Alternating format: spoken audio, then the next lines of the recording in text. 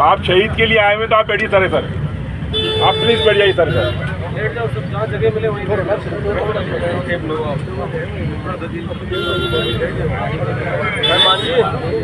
आपको अच्छी तरीके से मालूम है कि डॉक्टर राकेश बिश्नोई साहब,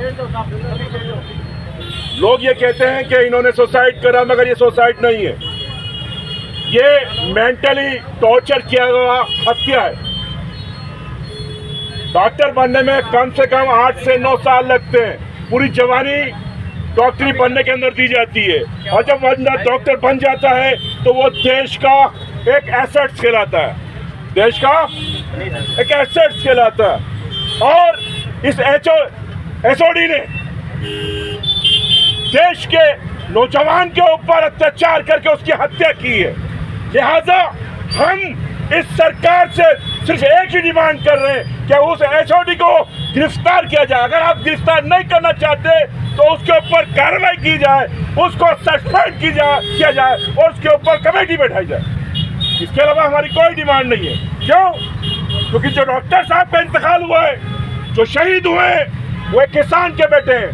दूसरा, वो एक फौजी के बेटे भाई भी हैं, और उनके जो बच्चे हैं, जो उनके भतीजे हैं, वो भी फौज में, और मैं भी एक फौजी रहा हूँ।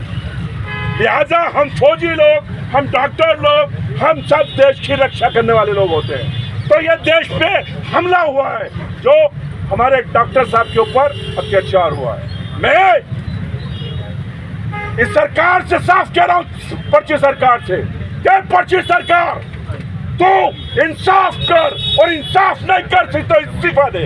अब बहुत हो चुका, हम इसकी मुर्दाबाद नहीं कर सकते, ना ही हम इसको नालायक बोल सकते। ये तो बिल्कुल एकदम नाजायज है। नाजायज कैसे है? जो लोग एसआई के अंदर भर्ती करके आते हैं पेपर लेकर के, वो नाजायज हुए कि नहीं हुए? इसी तरीके से ये पर्ची वाला भी नाजायज है। यही वजह है कि राजस्थान के अंदर लगातार हत्याएं हो रही है, रेप हो रहे हैं, और टॉर्चर, मेंटली टॉर्चर किया जा रहा है नौजवानों को।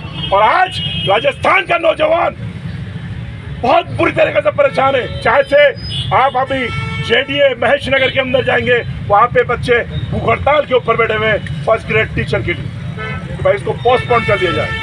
हैसियत क्या हो रही है कि ये जो सरकार है, ये दिल्ली की गुलाम है, दिल्ली के गुलाम है। जब दिल्ली से कोई आएगा तो ये सरकार 72 किलोमीटर जाएगी और वहां पे फूल दस्ता देगी। गुलाम हुई नहीं हुई, ये गुलाम हुई नहीं हुई। इन गुलामों से राजस्थान को बचाना पड़ेगा, इन गुलामों से मैं डॉक्टर बिश्नोई साहब के लिए कहना चाहूंगा कि ये वो जाबाज कौम के थे जो कभी सुसाइड नहीं कर सकती, लड़ती है, हक के लिए लड़ती है, देश के लिए लड़ती है, मगर इतना जबरदस्त टॉर्चर किया गया कि उनको अपनी जान देना पड़ी। मैं अपने जाट समाज से कहना चाहता हूँ कि यहाँ पे बीजेपी, कांग्रेस, आरएलएल बिल्कुल कुछ भी नहीं हो रहा है। अगर तुम अपने समाज को इंसाफ दिलाना चाहते हो तो यहाँ पे हमारे बीच में हनुमान बेनीवाल साहब बैठे हुए हैं, अभिमन्यु पुनिया बैठे हुए हैं, अनिल जी बैठे, और बहुत सारे सब के सब जितने भी हम ताकतवर हैं। मगर आप जितने भी राजस्थान के अंदर एमएलए एमपी से, चाहे से वो कांग्रेस हो चाहे से बीजेपी का है, और अगर वो समाज का नहीं है तो वो हमारा नहीं है, वो हमारा अरे हमारा नहीं है। जो समाज का नहीं वो हमारा नहीं, वो समाज का नहीं वो हमारा नहीं, समाज का नहीं वो हमारा नहीं। लिहाजा जितने भी आदर्श लोग हैं वो तभी हमारा सपोर्ट करेंगे जब हम अपनी समाज की ताकत दिखाएंगे। तो हमें इस प्लेटफॉर्म पे आना है, कल ज्यादा से ज्यादा तादाद के अंदर इस मोर्चरी पे आइए जयपुर के अंदर, और अपनी ताकत बताइए, और इस पर्ची सरकार को उखाड़ के फेंकिए।